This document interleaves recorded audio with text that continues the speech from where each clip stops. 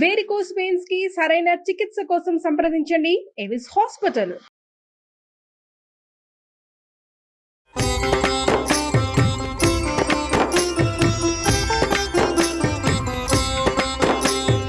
నమస్కారం. విష్ణు పురాణం చెప్పుకుంటున్నాం. ఇవాళ రెండో భాగంలోకి వచ్చాం. బ్రహ్మ సృష్టి ఏ రకంగా జరిగింది, బ్రహ్మదేవుడు ఎలా భూలోకంలోకి వచ్చాడంటే సృష్టి క్రమం ఎలా ప్రారంభమైందో వింటున్నాము. ఆదివరాహ స్వరూపంతో విష్ణుమూర్తి భూమిని జలాలలోంచి ఉద్ధరించాడని చెప్తున్నారు. భూమిని సముద్రంలోంచి ఉద్ధరించిన తర్వాత మళ్ళీ బ్రహ్మరూపుడై సకల నదీ సముద్ర పర్వత ద్వీపాలను, సురాసుర నరపితృ లోకాలను, గరుడ గంధర్వ విద్యాధర పశుపక్షి మృగాది నానావిధ భూత సమూహమును మునుపటి సృష్టిలాగే సృష్టించి తగిన గుణరూప స్వభావ చేష్టలు కలిగించాడు అని చెప్పగా మైత్రేయుడు విని, గురుదేవ, బ్రహ్మ సృష్టి నువ్వు సంగ్రహంగా చెప్పావు, దాన్ని వివరంగా చెప్పమని అడుగుతున్నారు. అయితే ఇప్పుడు పరాశరులు చెప్తున్నారు, బ్రహ్మ ప్రజాపతి అయి 4 ముఖాలవాడు రాజసగుణ ప్రభావుడు అయి సృష్టిని ధ్యానిస్తూ ఉండగా తమోమయము, తమో మోహము, మహామోహము, తమిష్టము, అంధతమిష్టము అని 5 జగాలకు ముఖ్యభూతములుగా ఆవిర్భవించాయి. 5 రకాల ప్రపంచాలు పుట్టేయట. అవి సక్రమమైన సృష్టికి సాధనాలు కాలేదు. అంతటా ఆత్మజ్ఞాన అజ్ఞానాలలో తామసమైన తిర్యజ్ఞానం, తిర్యక్రోశమైనటువంటి పశువులు, మృగాలు పుట్టేయట. మొదట మనం పుట్టలేదు. అజ్ఞానంతో కూడి ఉండి కేవలము ఏమంటారు, మన ఆహార నిద్ర భయం ఐదునాదులు కలిగి ఉన్న మాత్రమే, అవే అజ్ఞానంతో ఉండేవి. ఏం చేస్తాయో అవి మాత్రమే చేయటం, ఆలోచన లేనటువంటి పశువులు, మృగాలు పుట్టాయట. అప్పుడు సాత్విక గుణ ధ్యాన శక్తితోటి అమర సృష్టి కలిగింది. బాగా దేవతల్ని సృష్టించారట. తదుపరి రాజస తామస గుణ సంకేతమైన ధ్యాన సృష్టిగా మానవ సృష్టి జరిగింది. మానవులు రాజసిక తామసిక గుణ సంకలితంగా జన్మించారు. మొదట మృగాలు, జంతువులు పుట్టినాయి, ఆ తర్వాత ఆ దేవతలు పుట్టారు, ఆ తర్వాతే మానవులు జన్మించారు. ఆ పైన కమలభవని సకలావయవముల నుంచి, ఆయన శరీరంలోని అన్ని అవయవాల నుంచి దేవ అసుర మనుజ పితృముఖ సచరాచర భూత సృష్టి జరిగింది. అంటే ఇవన్నీ సంకల్పాలు జరిగినాయి ముందు, ఆ తర్వాత సంకల్పం జరిగిన తర్వాత ఆయన అన్ని అవయవాల నుంచి, ఒక్కొక్క అవయవం నుంచి ఒక్కొక్క సృష్టి చొప్పున జరిగి చరాచర భూత సృష్టి జరిగిపోయిందట. తర్వాత ఆయా జాతులు వారి వారి కర్మల కారణంగా పుట్టి హింసాహింసలు, కాఠిన్య మార్తబాలు, నిందానిందలు, ధర్మాధర్మాలు, సత్యాసత్యాలు, జ్ఞాన అజ్ఞానాలుగా కలిగి ఇంద్రియ వ్యాపారాలకు తగిలి నానా విధములైన రూపాలు, జాతి స్వభావ చేష్టాగుణాలు కలిగేటట్టుగా సృష్టించారు. ఇది విని మైత్రేయుడు సగమే అర్థమైంది ఆయనకి, మనకమల్లేని.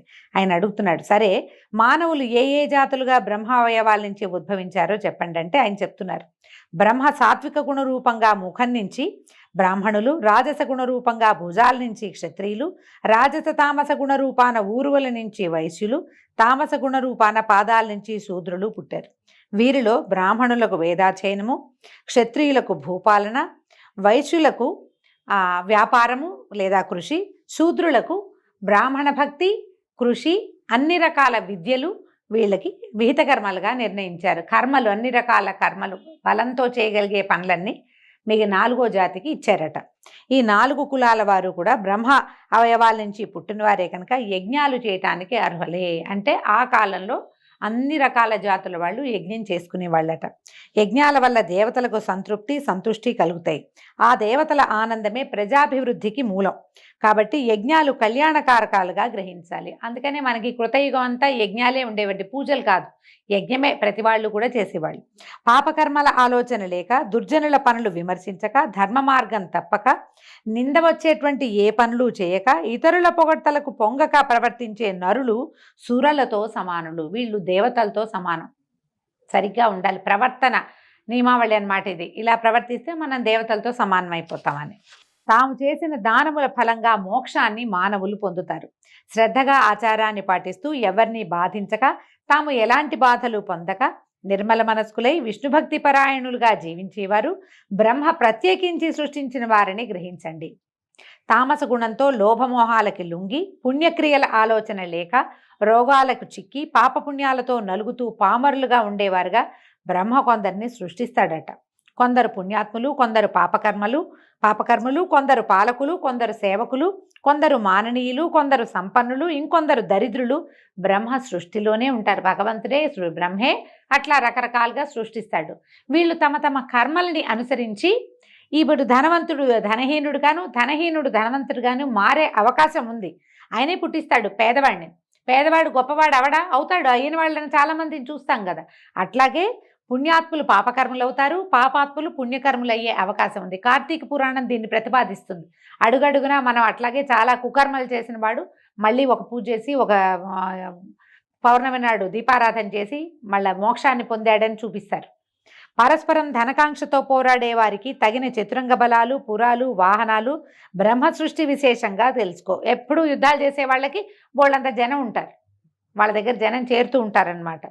మానవుల జీవనానికి ధాన్యము, పప్పు దినుసులు, గో మహిషాలు, నివాసాలు, ఫలవృక్షాలు, తిలలు, పెసలు మొదలైన పదార్థాలు కూడా బ్రహ్మదేవుడు సృష్టించినవే. ఇలా సృష్టించిన పెంపులేని సృష్టి ఉండటం చూసి బ్రహ్మ ఏం చేశాడట, ఆయన మొదట సృష్టించిన గుంపే ఉన్నారు, మళ్ళీ ఏమి జరగటల్లా, ఎలా ఉన్నది అలాగే ఉంటుంది. ఈయనది పెరగటం లేదని తనతో సమానులైన ప్రజాపతులను సృష్టించి లోకమును ప్రజా సమృద్ధితో చేయాలని సంకల్పించి నవబ్రహ్మలను మానసిక సృష్టిగా రూపొందించాడు. ఈ నవబ్రహ్మలు ఎవరు?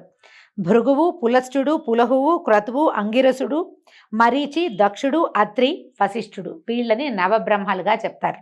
తర్వాత వీళ్ళకి భార్యల్ని కూడా సృష్టించాడు. వీళ్ళకి వరుసగా చూడండి, ఖ్యాతి, భూతి, సంభూతి, క్షమ, ప్రీతి, సన్నపి, ఊర్జ, అనసూయ, అరుంధతి అనే కన్యకల్ని కూడా సృష్టించి ఈ నవబ్రహ్మలకి సక్రమంగా లైన్ ప్రకారం అన్నమాట. భృగువుకి ఖ్యాతి, పులస్త్యుడికి భూతి, అట్లా లైన్ ప్రకారము వీళ్ళకి కన్యలను సృష్టించి వివాహాలు చేశాడు. అలాగే సనకాది యోగులను మానస సృష్టిగా జన్మించాడు. సనక, సనందన, సనత్కుమార, సనత్ సుజాతులు బాలుర రూపంలో ఉండేటువంటి మునులుగా వీళ్ళని నలుగురిని సృష్టించి వీళ్ళని సృష్టి చేయమంటే వాళ్ళు ఒప్పుకోలేదట. సంసార విముఖులై బ్రహ్మ విద్యాపారంగతులై తపశ్చర్యకి జీవితాలు అంకితం చేసి ఆ మహాత్ములైపోయారు వాళ్ళు. తర్వాత పద్మాసుని కనుబొమ్మల నడుము నుంచి కామిని సహితుడై మధ్యాహ్న భాస్కరుడిలాగా ఫాలాక్షుడైన రుద్రుడు ఉద్భవించాడు. ఆ అర్ధనారీశ్వరుడి వెంట మరో 10 మంది పుట్టారు. వాళ్లే ఆ 10 మంది మొదట పుట్టిన రుద్రుడు కలిసి ఏకాదశ రుద్రుడు. తర్వాత బ్రహ్మ ఏం చేశాడట, ఒక పుత్రుణ్ణి, కుమారుణ్ణి సృష్టించుకున్నాడు. అతని పేరు స్వయంభువ మనువు. అయితే శక్తియుక్తులకు అతను తండ్రి లాంటి వాడే, బ్రహ్మదేవుడు లాంటి వాడే ఈ మనువు. ఇతను శతరూప అనే కాంతని పరిగ్రహించాడు. ఆ వధూవరులకు ప్రియవ్రతుడు, ఉత్తానపాదుడు అని 2 కొడుకులు కలిగారు. ప్రసూతి, ఆకూతి అనేటువంటి 2 కూతుళ్ళు కూడా కలిగారు. దక్షుడు ప్రసూతిని, రుచికుడు ఆకూతిని చేపట్టారు. వాళ్ళకి యజ్ఞుడనే కుమారుడు కలిగాడు. అతడు దక్షిణయందు యాములు అనేటువంటి కొడుకులు 12 మంది పుట్టారు. యాములు అనే పేరు కలిగినటువంటి 12 మంది కుమారులు పుట్టి వాళ్ళు దేవగణాలు అయ్యారట. దక్షుడికి ప్రసూతి యందు 24 మంది కూతుళ్ళు జన్మించారు. అయితే ఈ 24 మందిలో వీళ్ళలో 13 మంది పేర్లు చెప్తున్నారని చూడండి. మనం పేర్లు పెట్టుకోవచ్చు ఇవి చక్కగా. శ్రద్ధ, లక్ష్మి, ధృతి, తుష్టి, పుష్టి, మేధ, క్రియ, బుద్ధి, లజ్జ, వపువు, శాంతి, సిద్ధి, కీర్తి అనే 13 మందిని ధర్మువు అనేటువంటి దైవగణాల్లో ఒకడైన వాడికి ఇచ్చి వివాహం చేశారు. ఖ్యాతి, సతి, సంభూతి, స్మృతి, ప్రీతి, క్షమ, సన్నపి, అనసూయ, ఊర్జ, స్వాహ, స్వధ అనే 11 మందిని వరుసగా భృగువు, భవుడు, మరీచి, అంగిరసుడు, పులస్త్యుడు, పులహుడు, క్రతువు, అత్రి, వశిష్ఠుడు, అగ్ని, పితృదేవుడు వరించారు. తదుపరి కల్పారంభ సమయంలో బ్రహ్మ అంక నుంచి ఒకరిని పుట్టించాడట. ఆయన ఒళ్ళోంచి తొడమలోంచి ఓడిలోంచి ఒకడిని పుట్టిస్తే అతని పేరు నీలలోహితుడట. ఆ పుట్టిన వెంటనే ఆ శిశువు నాకు ఏడిచేట, నాకు పేరేమిటి అని అంటే రోధించటం వల్ల అతనికి రుద్రుడు అని పేరు పెట్టారట. ఆ బాలుడు అలాగే 7 సార్లు ఏడిస్తే 7 సార్ల నుంచి భవుడు, శర్వుడు, మహేశ్వరుడు, పశుపతి, భీముడు, ఉగ్రుడు, మహాదేవుడు అని పేర్లు పెట్టి రుద్రాదిగా ఆ 8 పేర్ల వాణిని చేసి 8 మందిగా విభాగించారట. ఈ 8 మంది ఎవరు?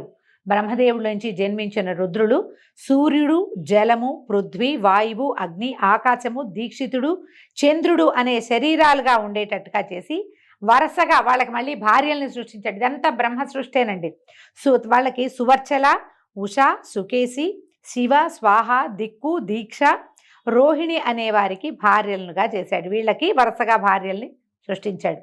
అష్టమూర్తి అయిన రుద్రునకు మేనకా హిమవంతులకు జన్మించినటువంటి ఆదిశక్తి పరమేశ్వరి గౌరీ సతిగా ప్రస్తుతి పొంది భార్యగా అయింది. మొట్టమొదట అయినటువంటి రుద్రుడికి సతీదేవి భార్య అయింది. భృగువుకి ఖ్యాతి యందు ధాత విధాత అని ఇద్దరు కొడుకులు కలిగారట. లక్ష్మి అనే కూతురు కూడా భృగు, అందుకనే భార్గవి అంటారు లక్ష్మీదేవిని.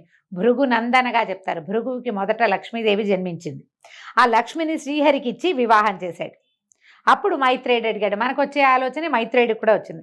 లక్ష్మికి ఆవిడ క్షీర సముద్ర రాజతనయ కదా, పాలకడల్లో నుంచి పుట్టింది బంగారు తల్లి. అయితే మీరు భృగుపుత్రిక అని చెప్తున్నారు, ఇదేమి వింత అని అడిగితే ఇప్పుడు ఈ సమాధానం చెప్తున్నారు. మైత్రేయ, సర్వభూతమయుడైన వాసుదేవుని మాయాశక్తి లక్ష్మీ రూపంతో అతనికి తోడుగా ఉంటుంది కనుక లోకాలకి సంపద కలిగించేవైన పరికరాలన్నీ శ్రీచిహ్నాలే అని చెప్పతగినవి. ఇంతెందుకు, లోకాలలో చరాచర భూతకోటి యందు అందమైన స్త్రీ రూపాలన్నీ లక్ష్మీ రూపాలే. దాన్ని మన అమ్మాయి మంచి కళగా ఉంది, లక్ష్మీ కళ అని చెప్తాం కదా, లక్ష్మీదేవి అలా ఉంటుందన్నమాట. పురుషాకారాలని, అందమైన పురుషాకారాలన్నీ హరిమయములనే గ్రహించు. పాలకడలిలో పుట్టిన రమాదేవి వాసుదేవుని దేవి అయి లోకంలో ప్రసిద్ధి పొందటం వేదవాక్కు.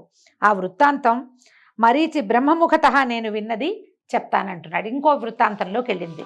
ఇందులో కొన్ని అసంబద్ధంగా అక్కడ అలా ఉంది ఇక్కడ ఇలా ఉంది అని అనిపిస్తుందండి. ఇవేంటంటే ఒక్కొక్క కల్పంలో జరిగినవి, కథలు కథలుగా చెప్పుకున్నవి, ఆసక్తికరంగా ఉన్న కథలని ఒక చోటకి చేర్చబడతాయి. ఇవి ఒక కల్పంలో ఈ కథ, ఇంకో కల్పంలో ఇంకో కథ, కొంచెం డిఫరెన్స్ తోటి కనిపిస్తుంది.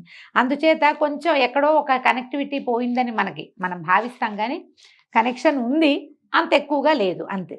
అత్రికి అనసూయందు శంకరాంశతో జన్మించిన వాడు దూర్వాసుడు. కోపానికి పురుష రూపం. కోపించాడంటే బ్రహ్మరుద్రాదుల్ని కూడా గడగడలాడించగలిగినటువంటి అపరరుద్రుడు. తాపసులలో మిన్నగా పేరుగన్నవాడు. ఒకప్పుడు భూమినంతను పరిభ్రమించి ఇంద్రలోకానికి వెళ్ళాడు. అప్పుడు ఒక విద్యాధర కాంత నందనవనంలో ఉన్న పారిజాతాల నుంచి పువ్వులు కోసి దండ అల్లి పట్టుకుని వస్తూ ఈ దూర్వాసును చూసి ఆయనకి సమర్పించిందట. దూర్వాసుడు తన దండని తన జటలకు వేళ్లాడగట్టి విలాసంగా ఏనుగులాగా నడుస్తూ వస్తూ ఎదురుగా ఐరావతారూఢుడైన ఇంద్రుణ్ణి చూసి కొంచెం పక్కకి ఒత్తిగిలి నుంచున్నాడట. ఏనుగు వస్తోందని పక్కకి వెళ్ళాడు. అయితే ఇంద్రుడి దగ్గరగా వచ్చేసరికి దూర్వాసుడు తన జడల్లో ఉన్న పూదండను చూసి ఇంద్రుడికి అందించి దీవించాడు. ఇంద్రుడు ఆ దండను అంకుశంతో అందుకుని అలక్ష్యంగా ఐరావతం యొక్క కుంభస్థలం మీద ఉంచాడు. ఆ పూదండ పరిమళానికి గండు తుమ్మెదలు రొద చేస్తూ దాని మీద వాలగా ఐరావతం బెదిరి ఆ పుష్పమాలికను తొండంతో కింద పడేసి కాళ్లతో తొక్కి రేకులు ఊడగొట్టి నలిపి విసిరేసింది. అటు ఇటు ఉన్నవారు ఇంద్రుడు కూడా ఏనుగు చేసిన పనికి చప్పట్లు చరుస్తూ పకపక నవ్వారు. ఇంద్రుడు ఈ దుర్వాసుడు ఆ వికారపు పనిని చూసి నిప్పులు రువ్వుతున్నటువంటి కళ్ళతోటి, ఔరా ఇంద్ర, అమరాధిపతిని ఆదరించి మన్ననగా పూదండ ఇస్తే రాజ్యాధికార మతంతో ఇట్లా దుర్వినీతంగా ప్రవర్తిస్తావా? నీ సిరి సంపద సముద్రంలో కలియుగాక అని శపించి వేడి నిట్టూర్పులు విడుస్తూ వడివడిగా వెళ్ళిపోయాడు. వెంటనే ఇంద్రుడు పరిగెత్తుకుంటూ దిగేశాడు. ఏనుగు దిగి పరిగెత్తాడు. దూర్వాసునికి ఆ పాదాల మీద సాష్టాంగంగా నమస్కరించి చేతులు జోడించి నన్ను క్షమించమని బతిమలాడాడు. నా తెలివి తక్కువతనాన్ని క్షమించు, అనుగ్రహించు అని గద్గద కంఠంతో ప్రార్థిస్తే ఆయన నెయ్యి పోసిన అగ్నిలాగా, అగ్నికి ఆజ్యం పోసినట్టు అంటాం కదా, ఇంకా ఉడికెత్తిపోయేట. దురాత్మ, మర్యాదామన్నా లేక నన్ను అవమానించావు. ముజ్జగాల దొరతనం అంత మత్తెక్కించింది నీకు. అలా చేసిన అవమానం చాలక ఇంకా ఏదో మాట్లాడి నన్ను వల్ల వేసుకోవాలని చూస్తున్నావా? నోరు మూసుకుని పోతావా, లేదా నీ ఊరు పేరు పోయేలాగా శపిస్తానన్నాడు. ఆనాడు దొంగవేషం వేసి అహల్యను అవమానించి గౌతముని చేత దయతలిచి బతికి వచ్చావు. నేను గౌతముణ్ణి కాను. నా కోపానికి అగ్ని కూడా బూడిదవ్వాల్సిందే. అత్రిమహాముని కొడుకుని తెలుసా నేను? పోపో, నువ్వు ఇంకా ఏమైనా అన్నావో నీ బతుకు నడివీధి మెతుకవుతుంది. భరించరాని అవమానం చేసావు, పోపో అని ఏ శాపావసానము చెప్పకుండా ఇలా చెయ్యి పోనీలే అని అనలా. ఆయన మన్నించడం అనేది అసలు ఆయన చరిత్రలోనే లేదనమాట. పరిగెత్తినట్టు వడివడిగా వెళ్ళిపోయాడట. చేసేది లేక ఇంద్రుడు వెనక్కి తిరిగొచ్చి కందిపోయిన మొహంతో దుఃఖంతో కుందుతూ ఐరావతం ఎక్కి ధారగా కన్నీళ్లు కార్చుకుంటూ భవనానికి వెళ్ళాడట. అమరావతి అంతా కలకలం వచ్చేసింది. ఏమిటా అని వాకిట్లో నుంచి బయటకు వచ్చి నుంచుంటే అప్సరసలు, కల్పవృక్షము, కామధేనువు, ఐరావతము, ధనరాశులు ఒకదాని వెంబడి ఒకటి పెనుగాలికి దొర్లిపోయినట్టుగా ఎక్కడికో దొర్లి వెళ్ళిపోయినాయి. ఇంద్రజాలంలాగా అమరావతి మొత్తం సర్వం సహా శూన్యమైపోయిందట. దూర్వాసుడు పెట్టిన శాపం ముల్లోకాల ప్రభువుకి తగిన ముజ్జగాలకి ఆవరించేసింది. మొత్తం ఈయనకు ఒక్కడికే కాదు, మొత్తం అంతా పోయింది. ధరలో దాన ధర్మాలు తెరచాటయ్యాయి. అనావృష్టి, సస్యనాశనం, ధనధాన్యాల తరుగుదల, యజ్ఞాలు అసలు పేరుకి అవన్నీ పోయినాయి. యజ్ఞాలు అసలు లేని లేవు. దేవతలకి ఉపవాసమేనట. ఎందుకంటే ఏదైనా యజ్ఞం జరిగితేనే దేవతలకి భోజనం. ఇలాంటి దౌర్భాగ్యం పట్టింది, ఏమైపోతుందో ఏం చేయాలో తెలియక వీళ్ళంతా దుఃఖంలో ఉంటే ఇదే సమయం అని విప్రజిత్తు మొదలైన దానవులు అమరావతి మీదకి దండెత్తారు. చాటుమాటుగా అక్కడ ఇక్కడ ఇరుక్కుపోయి కదలకుండా ఉన్న సంపదని కొల్లగొట్టి ఈ ఇంద్రుడిని ఎదిరించారు. సర్వసన్యాసం చుట్టుకున్న ఇంద్రుడు వారిని ఎదిరించలేక పారిపోయి బ్రహ్మను దర్శించి దూర్వాసన శాపం వల్ల ముల్లోకాలకి తనకి పట్టిన దౌర్భాగ్య దశని రోధిస్తూ చెప్పుకున్నాడట. ఈయనేమన్నాడు బ్రహ్మదేవుడు, దూర్వాసుడు సామాన్యుడు కాదు, సిరి సంపదలు నీకు పోయినా నువ్వు ప్రాణాలతో బతుకున్నావు, అంత సంతోషించు. ఇక అతని పేరు చెప్తే నా గుండె కూడా గడగడలాడుతోంది. అయితే నిన్ను ఈ సమస్యల నుంచి నిన్ను కాపాడగలిగిన వాడెవరంటే ఒకే ఒక లక్ష్మీరమణుడు మాత్రమే, సర్వశక్తి సంపన్నుడు. ఆ స్వామిని ప్రార్థిద్దాం పదాని అగ్ని మొదలైనటువంటి దిక్పాలకుల్ని, బృహస్పతి మొదలైన మునులని దగ్గర పెట్టుకుని పాలకడలిలోకి వెళ్ళాడట. అందరూ శ్వేత ద్వీపం చేరారు. ఆ ద్వీపం నడుమునున్న వైకుంఠము, దానిలో లక్ష్మీ మండపంపై సనకాదుల దివ్య ప్రసంగాలు వింటూ ఉన్నటువంటి కోటి కందర్పమూర్తిని, పుండరీకాక్షుణ్ణి, దివ్యాలంకార శోభితుణ్ణి, పీతాంబరుణ్ణి, లక్ష్మీ మనోహరుణ్ణి దర్శించి ఆనంద పరవశులయ్యారు. వీళ్ళ దగ్గర ఉన్న సంపద అంతా పోయింది, కానీ సాక్షాత్తు లక్ష్మీరమణుడైన విష్ణుమూర్తి మాత్రం ప్రశాంత చిత్తంతో ఉన్నాడు. శ్వేతకల్పం అంతా వైభవోపేతంగానే ఉంది. అప్పుడు ఈయన అడిగాడు, దేవేంద్ర ఏం వార్త, ఇంత చిన్నబోయినట్టుగా ఉన్నావు, నీ కళ తగ్గిపోయింది, బ్రాహ్మణ క్షోభ ఏదో నీకు తగిలినట్టు తోస్తోంది అని అంటే, అప్పుడు ఈ దూర్వాసుడు శపించడము, ఇంద్రరాజ సంపద అంతా నాశనం అవటాన్ని, ఇది ఎలా తప్పుతుంది, ఈ దౌర్భాగ్యం నుంచి తప్పించుకోవటం ఎట్లా చెప్పమంటే, అప్పుడు ఏం చెప్పాడంటే, వాసవ విచారించకు, నేను చెప్పేది వినమన్నాడు. దిక్పాలకులతో వెళ్ళు, రాక్షసులతో కపటపు సంధి చేసుకుని వాళ్ళు మీరు పాల సముద్రంలో ఓషధి లతలు వేసి మందరగిరి కవ్వంగా వాసుకి తాడుగా ఆ సముద్ర మథనాన్ని చేయండి. నా సహాయం సమయానుకూలంగా ఉంటుంది. అమృతంతో సహా మహిత వస్తువులు, ముల్లోకాల వైభవానికి కారణాలైనవన్నీ మళ్ళీ వస్తాయి. అమృతపానం అవుతుంది. ఆ పోయిన సంపదంతా మీ వశమవుతుంది. రాక్షసులకు చెందేది శ్రమ మాత్రమే. నువ్వు యథాపూర్వకంగా ముల్లోకాలకి అధిపతి అవుతావు, వెళ్ళు అని ధైర్యం చెప్పి పంపించాడు. అందరూ ఆనందంగా వెనుతిరిగి వచ్చారు. చమత్కారంగా మాట్లాడి ధనుజులతోటి సంధి చేసుకున్నారు. మందరగిరిని పెళ్లగించి తెచ్చారు. వాసుకుని కవ్వపు తాడుగా చుట్టి పాలకడలిలో వేశారు. ఓషధి లతలు చుట్టూతా ఉంచారు. అడుగున ఆధారం లేక ఈ మందరగిరి లోపలికి వెళ్ళిపోయిందట. వెళ్ళిపోతే ఇంద్రుడు మనసా పుండరీకాక్షుని ధ్యానించి ప్రార్థించగా పద్మాక్షుడు వచ్చి 1,00,000 యోజన విశాలమైన కూర్మరూపం ధరించి జలధిలో ప్రవేశించి మందరగిరిని పైకెత్తి తన వెన్ను మీద ధరించాడు. తర్వాత అది అక్కడ ఉండగానే నిజరూపంలో పైకొచ్చి దేవదానవులను చూసి తరమండి, బాగా చిలకండి అని ప్రోత్సహించాడు. దేవతలు వాసుకి తోకను, దానవులు తలను పట్టుకుని మందరగిరిని తిప్పడం ప్రారంభించారు. వాసుకి శ్రమాధిక్యం వల్ల విడిచే నిట్టూర్పులతోటి విషజ్వాలలు వచ్చి దానవులని బాధించేవి. వాళ్ళు ఆ బాధకి చిక్కి అలాగే తిప్పుతుంటే దేవతలు ఎలాంటి శ్రమ ఎరక్కుండా తిప్పారు హాయిగా. అలాగా తరమగా బాగా చిలగ్గా సముద్రం నుంచి కల్పవృక్ష కామధేనువులు, చింతామణి, రంభాది అప్సరసలు, ఐరావతము, ఉచ్ఛైశ్రవము వెలికిరాగా శ్రీపతి ఆ సమూహం మొత్తాన్ని ఇంద్రుడికి అప్పచెప్పాడు. వచ్చిన వాటన్నిటిని ఇంద్రుడికి అప్పచెప్పేశారు. నవనిధులు పుట్టగా కుబేరుడికి ఇచ్చారు. చంద్రకళ బయటకు వచ్చింది. ఆ చంద్రుడినేమో శివుడికి శిరోభూషణంగా ఇచ్చారు. ఒక కళ్ళు కొండ వచ్చిందట. దాన్ని దానవులు కైవసం చేసుకున్నారు. మనం సాధారణంగా వినలేదండి, ఇది కొంచెం ప్రత్యేకంగా కనపడుతుంది. భరించరాని విషం వస్తే దాన్ని సర్పాలు తీసుకునేవి. ఆ తర్వాత అమృత కలశం పట్టుకుని దివ్యాంబర ఆభరణధరుడైనటువంటి ధన్వంతరి బయటికి వచ్చి కనుసైగ చేత విష్ణువు సైగ చేసేసరికి తీరంలో ఉన్న ఒక చెట్టు కింద నుంచున్నాడట వెళ్ళి. తర్వాత పద్మపాణి, లోకజనని, విద్వాంసుల ఉపాస్య దేవత, త్రైలోక్య సుందరి, దయారాశి అయినటువంటి లక్ష్మీదేవి పాలకడలి తరంగాల మీద నుంచి అల్లనల్లన నడిచి తీరానికి వచ్చింది. మునులు శ్రీదేవిని శ్రీసూక్తంతో స్తుతించారు. విశ్వావసువు మొదలైన గంధర్వులు శుభగీతాలు పాడారు. ఘృతాచి మొదలైన అచ్చరలు ముచ్చటగా నాట్యమాడారు. ఐరావతాది దిగ్గజాలు సువర్ణ కలశాలలో గంగాజలం తెచ్చి అభిషేకించాయి. సముద్రపతి ఎన్నడూ వాడని పద్మమాలికలు ఇచ్చాడు. విశ్వకర్మ దివ్యరత్న అలంకారాలు సమర్పించాడు. బ్రహ్మరుద్రాది దేవతలు దివ్యమాల్య అంబరాలతో, మాల్యాంబరాలు అంటే మాలలు, వస్త్రాలు కూడా చందనము తీసుకొచ్చి అలంకరించారు అమ్మని. ఇలాగా మహావిభవాభిరామ అయిన ఆ దేవదేవిని దేవదేవుడు పరిగ్రహించి వక్షస్థల నివాసినిగా చేసుకున్నాడు. ఆమెను ఎత్తి తన హృదయంలో ప్రతిష్ఠ చేసుకున్నాడు. మొదట ఆవిడ బయటకు వచ్చినప్పుడే అమ్మ నిత్యానపాయిని అయి ఆయన వక్షస్థలాన్ని ఆశ్రయించి ఉన్నదట. తర్వాత ముల్లోకాలు సకల సంపద్వృద్ధిని పొంది కళకళలాడాయి. శ్రీహరి తనకు శత్రువులైన దానవులకు తృణమైనా చేరనీయక జలధిలో సంభవించిందంతా తన అనుచరులైనటువంటి దేవతలకే సంక్రమింపచేశాడు. అప్పుడప్పుడు ఇది అన్యాయం కదా అనిపిస్తుందండి. ఏమీ ఇవ్వలేదు, వాళ్ళతో చిలికిచ్చాడు కానీ వాళ్ళకి ఏమి ఇవ్వలేదు, పక్షపాతిగా ప్రవర్తించాడు అనిపిస్తుంది. భగవంతుడు స్వపక్షపాతిగా ఉండటం మరి సహజమేనేమో, ఆయన సహజ లక్షణం అయి ఉంటుంది. అంతలో విప్రజిత్తి మొదలైన దానవులు గుమికూడి ఉరికి అమృత కలశం తీసుకుపోయారు. దేవతల బికమొహాలతో చూస్తూ నుంచున్నారు. శ్రీపతి వెంటనే మోహిని రూపంతో దానవుల వద్దకు వెళ్ళి వాళ్ళని మోహ విభ్రాంతుల్ని చేశాడు.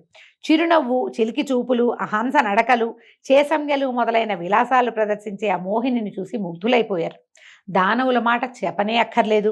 తమ వద్ద అమృత కలశం ఉందన్న విషయమే మర్చిపోయి పరవశులైపోయారు. ఆ అవస్థలో మోహిని వారి వద్దనున్న అమృత కలశం తీసుకొని పోయి దేవతలకు పంచిపెట్టింది. అమృతపానంతో ఇంద్రుడు రెట్టించిన బలపరాక్రమాలు కలిగిన వాడయ్యాడు. వజ్ర ప్రయోగంతో దానవులను హడలగొట్టగా చేసేది లేక దానవులంతా పాతాళానికి పారిపోయారు.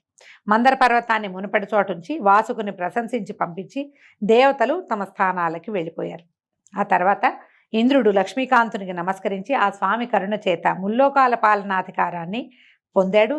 సూర్యుడు ప్రసన్న దీప్తిమంతుడై ప్రకాశించాడు. గ్రహతారక గణాలు యథాపూర్వకంగా వెలసిల్లాయి. అగ్నిహోత్రాలు దక్షిణార్చులతోటి వెలిగాయి. భూతకోటి హృదయం ధర్మజ్ఞానంతో విలసిల్లింది.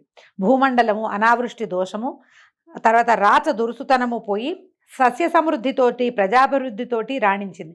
అంటే ఈ సముద్రం చిలకటం వల్ల కేవలం దేవతలకి దానవులకే కాదు సమస్త ప్రపంచానికి కూడా ఈ లక్ష్మీ సమృద్ధి కలిగిందని చెప్తున్నారు. సకల లోకాలు సంపత్కరాలయ్యాయి. ఈ విధంగా లక్ష్మీ విలాసం వల్ల లోకాలన్నీ నిండుకుండలయ్యాయి. ఇంద్రుడు శ్రీకాంతుని అనుమతితో అమరసమేతుడై అమరావతికి వెళ్ళి సమధిక కళతో ధర్మ మార్గాన్ని ప్రవర్తిస్తూ ఉన్నాడు. నిత్యము తనని ఉపాసిస్తున్న ఇంద్రునకు మహాలక్ష్మి ప్రత్యక్షం కాగా సాష్టాంగ నమస్కారం చేసి చేతులు ముగిచి ఇంద్రుడు ప్రస్తుతించాడు అమ్మవారిని. అయితే ఏమిటి, ఇదే మనం ఇంద్రస్తుతము, మనం నమోస్తు మహామాయే శ్రీపీఠేశ్వర పూజితే అని ఒక స్తోత్రం చదువుకుంటాం. ఇంద్రకృత మహాలక్ష్మి అష్టకం అది ఈ సమయంలో పుట్టిందనమాట. అందుకని మహాలక్ష్మి అష్టకం చేసుకున్న వాళ్ళకి లక్ష్మీ కటాక్షం సుప్రసన్నంగా ఉంటుందని చెప్తారు.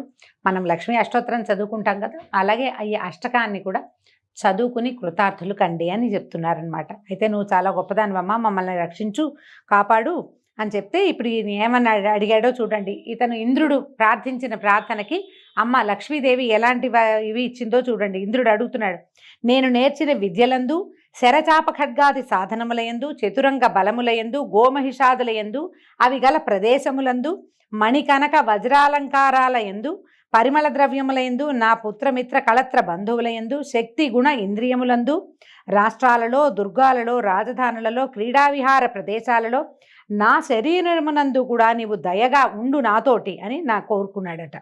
నిన్ను ఇలాగా నృతించేవాని యందు కొడుకుని చూస్తున్నంత దయతో చూసి రేయింబవళ్ళు కాపాడమని ఆ స్తోత్రంలో కోరుకున్నాడు. ఈ ఇంద్రకృత మహాలక్ష్మి అష్టకం చేసుకున్న వాళ్ళు ఇంద్ర సంకల్పం ఎలాగైతే ఉందో అలాంటి సంకల్పంతో అమ్మవారి యొక్క అనుగ్రహానికి పాత్రలవుతారని చెప్తున్నారు. ఈ విధంగా ఇవాళ రెండో భాగం చెప్పుకున్నామండి. రేపు ఉదయం మళ్ళీ విష్ణు పురాణం 3వ భాగంతో కలుసుకుందాము. నమస్కారం.